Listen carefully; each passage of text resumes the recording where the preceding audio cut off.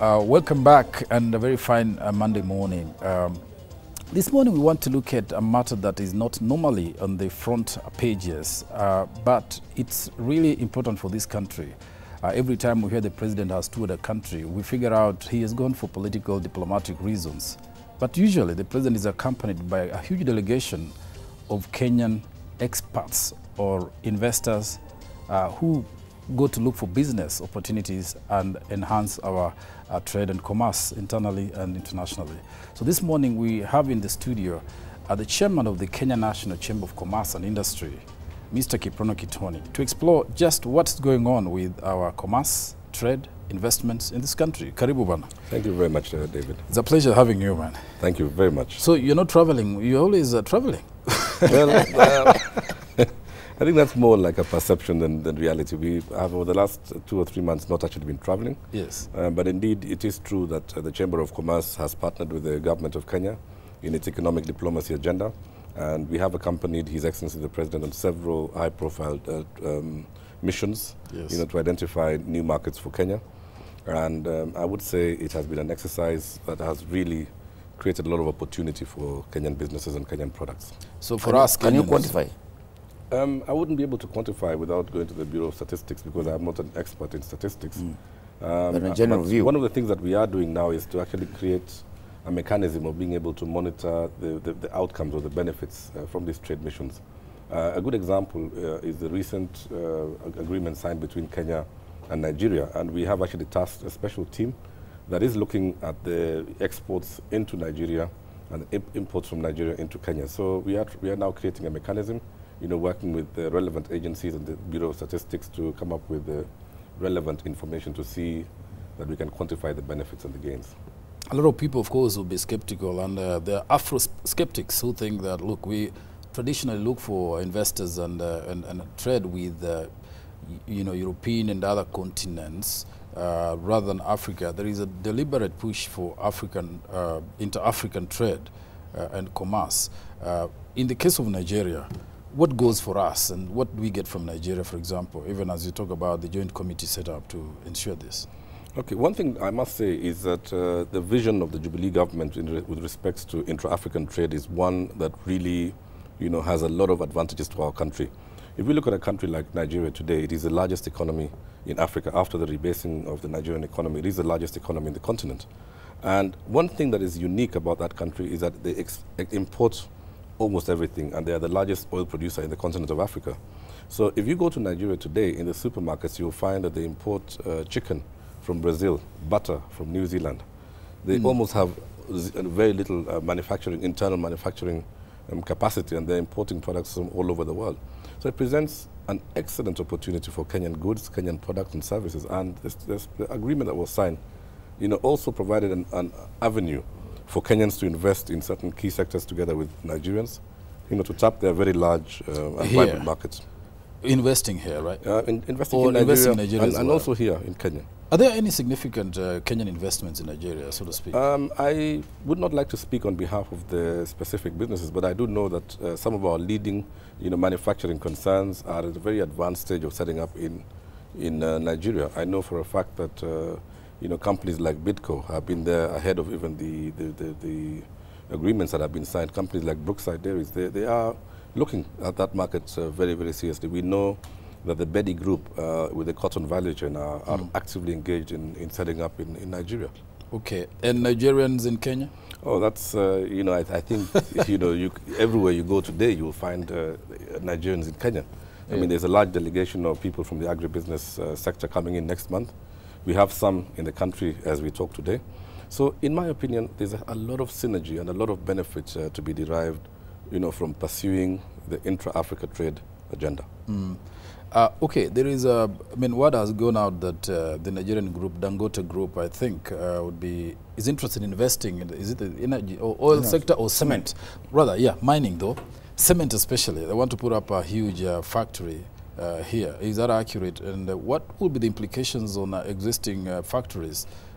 It is correct. I mean, in September last year, the business delegation that accompanied President Jonathan, was led by Aliko Dangote, who, as we know, is the probably single largest investor in the continent of Africa. And he announced that he will be making a $400 million US investment in Kenya. We know that they have set up an office, and we know that they are looking for interest in the cement sector. To me, I think the implication to the rest of the industry is that another player comes in, a formidable player. Competition. And competition, and you know, competition is a spur to efficiency. Right. So we've got to, as Kenyan businesses, be ready also to face. There is no, usually, of course, this protection of our local industries from collapse. I mean, if a huge player like that comes into the market, what will happen to our Portland and other smaller fledgling factories? Is that a concern within the Chamber of Commerce? To me, I would say that there is a need to really look inwards into our businesses to create our businesses, to look at them being able to provide competition on a world-class basis. I think we are operating in a liberal environment, and that's not something that the horse has already bolted. I mean, we cannot say today that we would like to both be under command economy and also liberal at the same time. We've got to, I mean, the decision had been taken a long time ago that we are a liberal economic environment. Right. But having said that, I think even some of the leading players in that industry have, are not just purely local concerns. I mean, they have a lot of infusion of foreign capital investment. So I would say that, the Dangote Group and other leading international groups that come into Kenya are free, to play within the market forces in the economy. And I think what needs to be done is we as local enterprise need to be able to galvanize, pool our capital to be able to really participate in these local, even the emerging mining industry and oil and gas. Yeah. What about operation chamber in East Africa? Are we having a chamber for East Africa? Let me just explain to you the setup of the chamber. The chamber is a global movement. Yeah. It's a movement that began in the year 1599 in Marseille, in France, and today it traverses 177 countries in all 5 continents. So the chamber is a really powerful global movement of businesses. It is a lobby group for the private sector, and in Kenya, the chamber was founded in 1965 by our founding father, Mzee Kenyatta, who instructed a group of business people to, coalesce together under the umbrella of a national chamber. There is the Pan-African Chamber of Commerce and Industry that covers all the chambers in Africa. There is also the East African Chamber of Commerce and Industry that is chaired by James Mureo, who is the chairman of the Chamber of Commerce in Mombasa. So, and in Kenya, we have a devolved structure. We have chamber branches in all 47 counties of Kenya. That is, under the umbrella of the national chamber that I chair in Nairobi. But the chamber has been quiet. We remember when Macharia used to be the chairman of the chamber. Then it went into chaos. What is troubling the chamber, or what was troubling the chamber, and has it been sorted out? From a historical perspective, what happened is, after 1965, the chamber movement was very formidable. In fact, they performed their core mandate, they delivered, and they served the business community very well. And this went on through the 70s and till the early 80s. The problem really began in the early 80s when the leadership started to have, wrangles started to manifest in the leadership. We saw an era where very, very prime, properties of the chamber were looted. I mean, people took those properties and sold them. And we saw a situation where services weren't being delivered to the stakeholders, that is the private sector. And there was very low visibility of the chamber.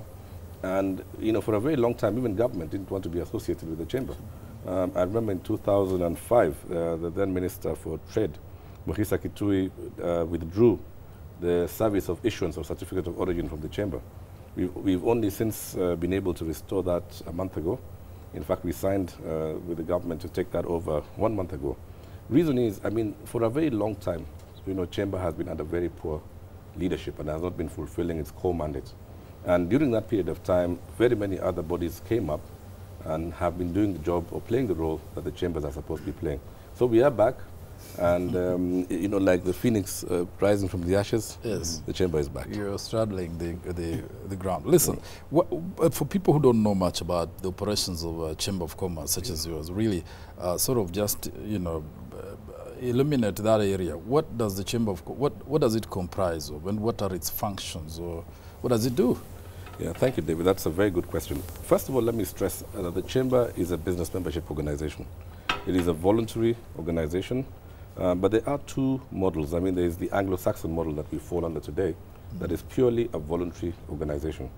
Then there is the Franco-Latino type of chamber, that is what the Arab countries, the Dubais of this world, are operating under, which is a mandatory, it's an organization that's mandatory, provides for mandatory membership. If you register as a business in those countries, like say in Dubai, you have to be a member. You have to be a member of the chamber. So those are, they're large, very well funded, very well resourced organizations. They are actually quasi-government in nature. Right. But the functions of the chamber, I would say, are fourfold. Number one is advocacy. Our job is to advocate and to provide policy guidance to ensure that we have an enabling business environment. So you lobby with the government? We do that, yes. And mainly, right? Yes. Right now, we are actually working closely with our county governments so that the county governments sit down with our local chamber chapters in the counties so they look at the tariffs and the taxation and ensure that there is a conducive business environment.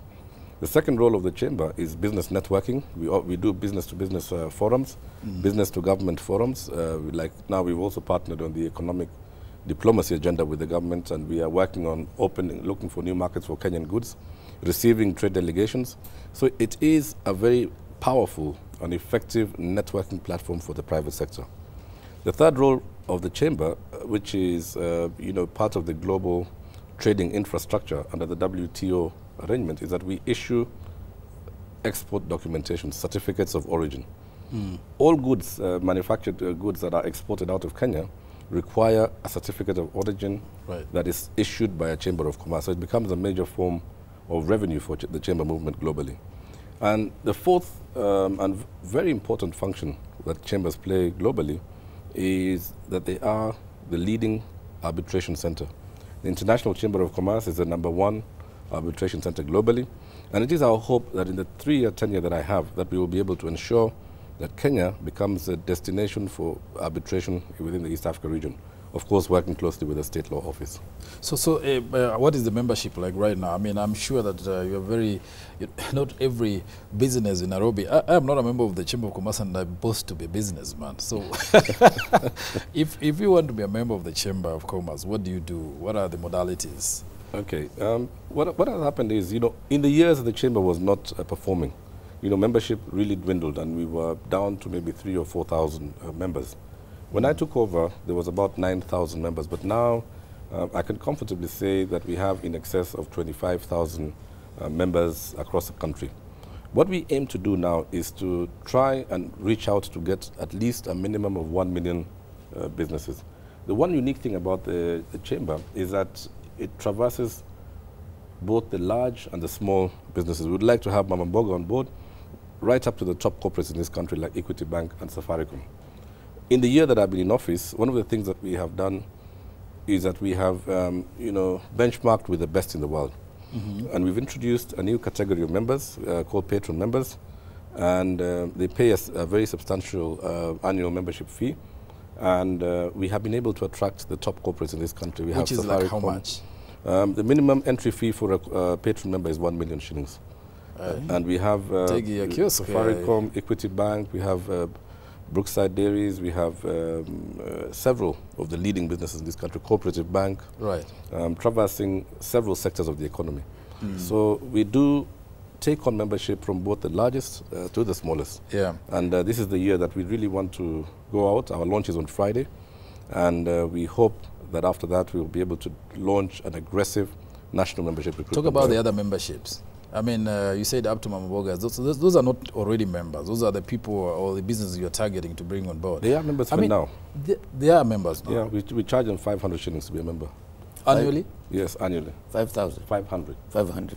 And with 500, just a minute, Mutegi, and we have like about how many? There could be about 30 million businesses in this country, absolutely, isn't it? Absolutely. So, and you have only 9,000 of 30 million, which is quite a negligible percentage, right? I said we have in excess of 25,000 at this moment. 25, yes. When we joined, there was less than 4,000 members. Yeah. And the truth is that there are so many businesses out there that need to be warehoused under the umbrella of the Chamber of Commerce. Yeah. And the thing is, you see, taking membership is one thing, delivering a service is another. Yes. So we want to, from Friday, tell every business in the country that there is a body that will be able to serve their interests in ensuring that they have advocacy, they have services, and we want to really resource ourselves to be able to deliver to those people. So if I'm a Mamboka, my mother is a Mamboka or whoever, what advantage do you get by paying 500 bob? You see, Networking. There's networking, there is capacity building, there is trade policy. You see, we are the ones who are at the moment negotiating with county governments on taxation, on tariffs, on the finance bills in most of the, like in Trans Nzoia. The Chamber of Commerce in Trans Nzoia is working very, very closely with county government in ensuring that the taxes are conducive of that Mamboga. That the environment is good.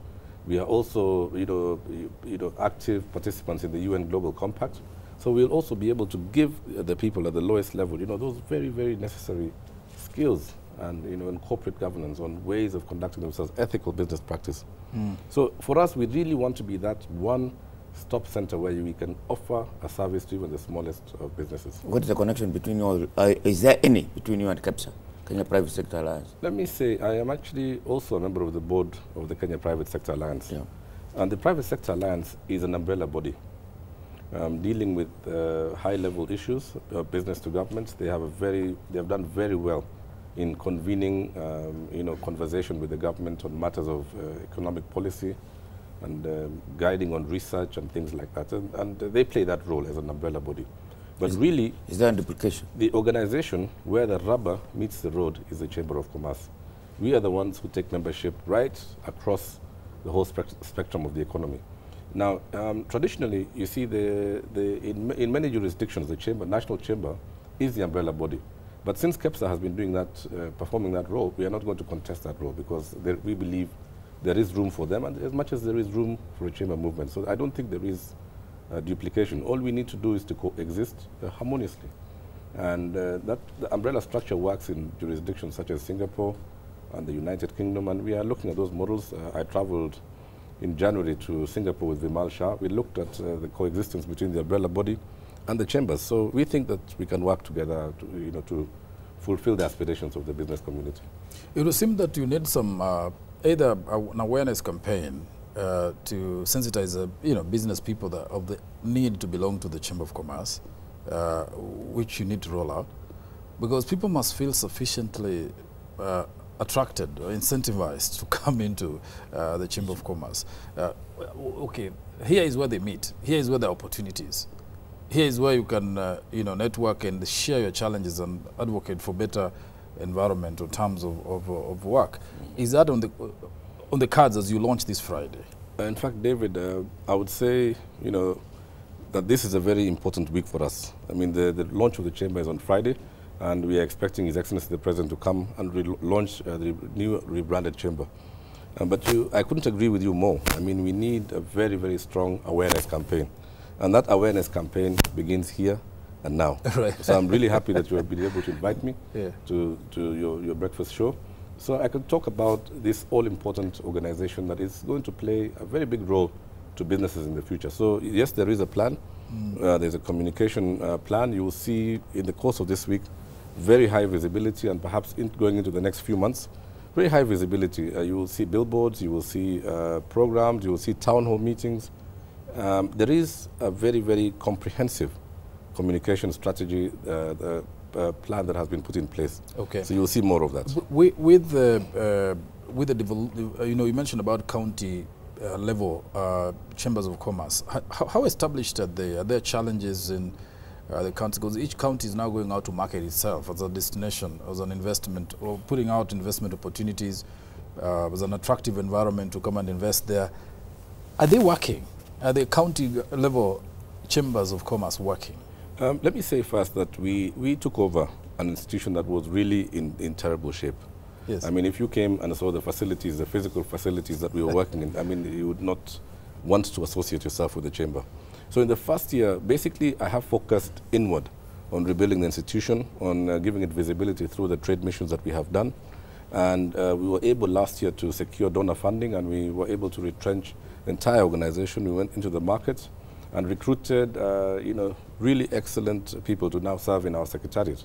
So at the national level in Nairobi, we have a chamber that really reflects the world's the best practice in terms of chamber leadership globally. Good question you've asked. Is the same, can the same be said of the counties? I would say yes and no. We have several counties, maybe about 7 or 8, that are doing a perfect job. Mombasa, we have Kitale, we have Nakuru. We have several county chambers that are doing a fantastic job and really fulfilling their mandate. But it is true that several of others need to be worked on. A lot of them need capacity building.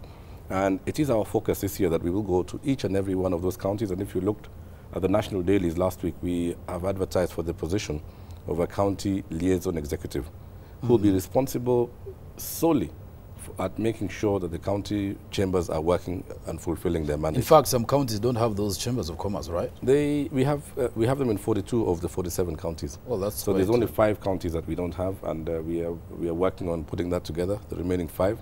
And you know, this year, this second year of us being in office, is the year that we will focus on the counties. And if you looked, I mean, recently I've started doing my tours. We've been to Kajiado County. We've been to Mombasa.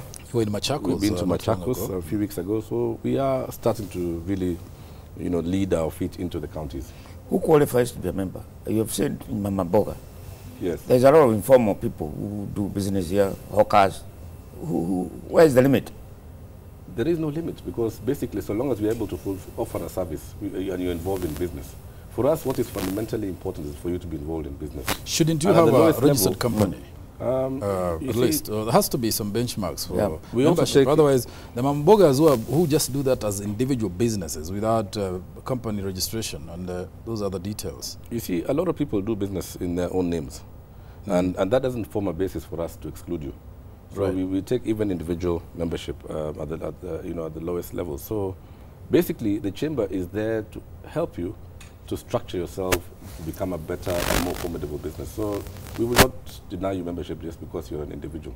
But you must be registered. But we will then guide you on how to register yourself as a business name, perhaps move into a partnership, and perhaps escalate that into a limited liability company, into a public company, and in the best case, even to become a listed company. Let's assume a big company is interested in coming into the country to invest here. Do you offer liaison and technical help towards such companies and establishment or partnerships? Do you? Yes, we do. In fact, we have a fully fledged trade development team, and they offer a lot of services. Like right now, last week we were working with Nestle on developing, on assisting them on some of the challenges they have had in penetrating, some of our neighboring markets like Ethiopia. And you know that Kenya has signed a special status agreement with Ethiopia, which we are privy to. So we do offer a lot of consulting services for free to our members. We don't charge for it. And we have experts, and trade experts, and policy experts. And we are there to really be of service. In fact, Bruno, the biggest challenge to Kenyan business people is looking for that investor partnership. If you ask many guys around, they're saying, look, I'm looking for an investor in this. I want somebody to partner with in this. This. How do you help that particular need? Okay, let me talk about something that perhaps might be a little bit controversial. Yeah. I think we are too fascinated with foreign investment in Kenya. Yes. People talk about foreign investment like it is this, starting and finish of all your problems that you may have. We want, as a chamber, to create a very formidable pool of local investors where we can actually warehouse opportunities and match opportunities to capital and to enterprise. So, in fact, in the month of September, we are planning to have a lead local investor forum, bring together the leading investors in the country to be able to look at the opportunities that exist internally. When we've traveled, one of the things that has come out very clearly is that most countries, even though they say they're operating in a liberal environment, the first thing that they do is to protect and to nurture what they have internally in the country. And that's the path that we really want as a chamber to take. So for us investors, yes. We would like to, we serve all investors, but we really need to look inwards and give our own local Kenyan investors that important competitive advantage. Last month, I've led a delegation of 60 business people to Uganda. We will be leading another delegation to Burundi, to Congo, and to all our neighboring countries, to Tanzania. And we really need to demystify this thing about investor. It's not about foreign investors. Even here in Kenya, we have a lot of people who have money to invest. That leads me to China and our imports. Every hawker you see in the streets of every little town in Kenya, they are hawking Chinese stuff, which has killed local production. There's no way, for instance, the cloth industry, all the local wood things, all of them have been replaced by Chinese junk that is being hawked all over. What are we going to do to protect our own production of our own stuff instead of bringing rubbish from places like China? You see, first of all, we must remember that we live in a liberal economic environment. But then second thing, you're talking about protection. Yes, yes. Second thing is that we have an agency of government called the Kenya Bureau of Standards. It is their job to ensure that any goods or services that are rendered in this country from anywhere, any other part of the world, is vetted and meets that minimum criteria for it to be consumable in our country. So if you see a product here, if it doesn't meet your own personal requirement, your own personal taste, I'm not sure that it would be fair for us to qualify it as junk. It may be junk to you, but if there's a market for it, the market forces, the dynamics of market supply and demand. If there's a supplier and it's met by a corresponding demand, then that product has a place in the market. Now, talking about China, we must appreciate one thing. They are a very formidable economic player globally today. In fact, perhaps if we looked at the global economy and mapped it today, China is probably playing a much greater role than any other country in the world today.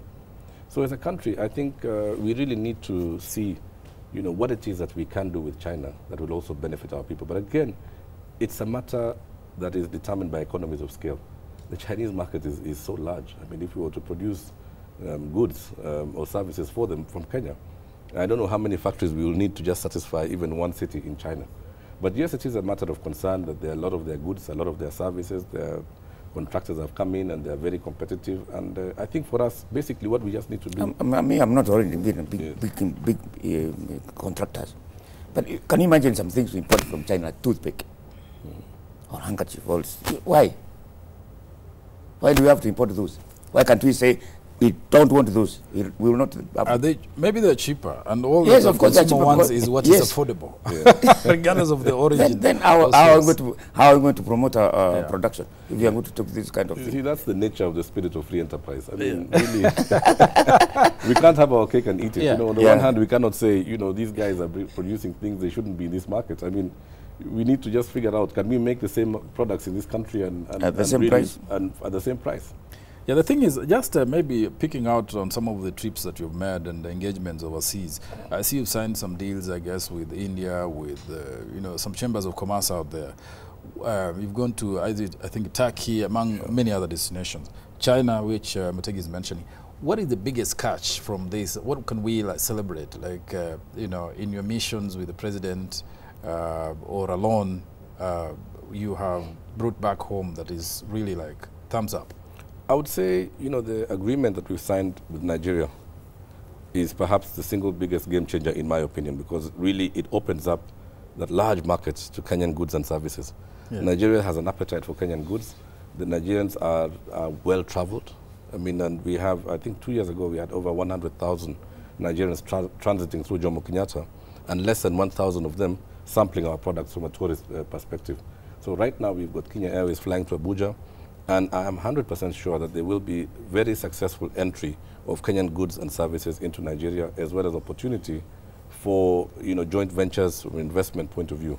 Of course, there are cultural issues because there's been that for a long time there's almost been a barrier between East and West, and I'm sure once we circum that, then we will be... And stereotypes between us and Nigeria. I would say the special status agreement with Ethiopia is another big one, because Ethiopia is a vibrant market, 85 million plus people, GDP growth of 9.2%, huge untapped potential. There's the potential of exchange of information. I mean, if you look at the coffee value chain, Ethiopia has done significantly well. If you look at leather industry, last week we saw Minister Aden, commission a committee to look into exploiting the leather industry more in Kenya. And there are lessons to be learned from doing business with Ethiopia, partnering with them, and really forging a closer alliance, because they're a formidable and vibrant economy. There is the assumption, maybe this is correct, this impression, if it's wrong, that most of the trade people going out there are looking for places to import cheaper goods to bring into the country, and that our efforts are not so much geared towards our investment in those countries, more like getting sources of cheap imports for here. So when we go to China, we're looking at how do we get good furniture and where to bring back home, rather than what can we really export to China. Same with Turkey and all these places. Okay, from a trade and investment perspective, I think it is more a myth than a reality. When we traveled to Ethiopia, we were actually surprised that one of the biggest industrial players is Hako Industries. In Ethiopia? In Ethiopia. Hako Industries is, Hako Tiger brand here is a local company. And we were very impressed to see that Chris Kirubi has been able to penetrate that market very effectively and has a big enterprise running there. From a trade perspective, a lot of the times that we've gone on mission, it has been actually to create, a more level playing field for Kenyan products. One of the big disappointments in Turkey was, trying to negotiate with the Turkish government to reduce the 165% import duty that is levied on Kenyan tea. That was not granted, but it is something that our president took a very, very strong position on, and it is something that we are hoping the Turkish government will consider. But it is true that the missions have really opened a lot of opportunity for Kenyan businesses. And I think it's a shame that really the media in Kenya has not been able to really load the efforts of the government in terms of creating this opportunity for the business community. And I think whereas challenges still continue to exist, we have a very, very big chance of expanding the economic pie in this country. I guess the headlines pick the more important or more screaming political engagements and agreements. Like now, if you go to China and you come with SGR, how will I know you have got some exports of tea to China hidden in the middle there? Because I think the defining agreements or releases from the delegations are never about the details of the delegations that accompany, the president and all those things. But let's look at, okay, first, in fact, related to that, what is the level of partnership and is there state support funding for the Chamber of Commerce's initiatives? Okay, first of all, the Chamber is an autonomous entity, so we've not been receiving any state support. Every mission that you have seen, every delegation that has left this country has been funded by the business persons concerned themselves directly. Really? 100%. That is stands to be. So we would then say the state is not promoting investment and the commerce. Let me say we have been able to, the government has committed to grant a fund of 100 million shillings to support trade missions. But you see, the Chamber needs to maintain its autonomy. So we are going to be talking with the government to see if that fund can be warehoused perhaps in the Ministry of Foreign Affairs and International Trade. So rather than us receiving money, we'll be able to receive services that will be able to boost trade. The government is very committed to economic diplomacy, and one of the things that they have committed to do is to have trade officers stationed in the leading trade corridors of the world. And that will be, and there'll also be, offices available for use by business delegations that travel. So I would say we've had a lot of facilitation in country, like transport and logistics, but in terms of the funding of the trips, yes, the businessmen and the teams by the private sector, paid for by the Chamber and the private sector. By private sector, yes. All right, let's. There have been trips and scandalous things talked about MCAs traveling. Recently, last week we saw Bungoma. They have gone to Spain to look for. Yes, my governor is now in Catalonia. looking for investment opportunities. Yeah. Are they doing that in tandem with you, or they just making those trips without any coordination? Okay, our chamber chairman in Bungoma is also in Spain right now as we speak. So yes. I wouldn't say that they're doing it to the exclusion of ourselves. Yeah. I wouldn't want to, focus too much on these trips by the MCAs. I mean, these are the early days of devolution. Yeah. A lot of people haven't traveled. A lot of people haven't had the chance to see the world, and this is a perfect opportunity. So to me, I hope that the information, the knowledge that they are gathering now, I would like to look at it more in terms of market research. They are doing market research, and I hope that over time that they'll be able to. I think you are being very favorable to them, generous.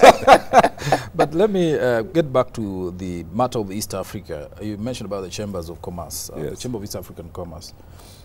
East African Chamber of Commerce. The thing is, there seems to be already friction within the East African community and the creation of the common market, which should be a thing that should concern you, and protectionist taxes being levied We just read that in the East African, actually this morning. Goods into Tanzania, into Uganda. You know, breweries can't send its beer to Uganda. You know, Kenya, I mean, Uganda is being protected about some things and so forth. At this, is the region viable for commerce cross-border? Okay, let me not talk about the bilateral issues, I mean, that between the nations of the East African community, but I want to say it's actually very sad that this, in 2014, in the month of July 2014, we still have not got all NTBs or non-tariff barriers removed. Yeah. I think it is clear that there's an issue of political will by some of the partner states.